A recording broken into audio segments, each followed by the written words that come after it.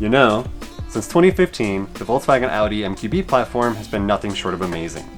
As the years have gone by, this little sporty 2-liter turbo engine has surpassed all expectations, and they've only gotten faster. Here at IE, our engineers are never satisfied, and we're always looking for ways to further increase the efficiency and performance of your car.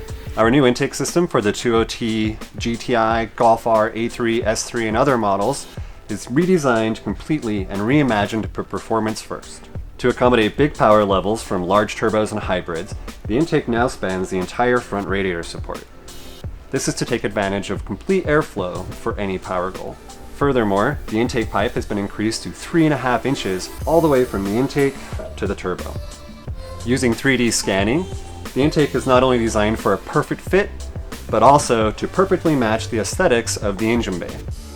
The new modular design allows it to be ran as an open filter intake, or you can add the carbon fiber lid, which adds an attractive design and further seals off the front of the intake from hot engine bay air. You can't mess with perfection. At the heart of the new design, we still retained our massive 5-inch velocity stack and through intake high flow design. Not only is that proven to deliver more power, but also creates that unique IE sound that made our intake so popular to begin with.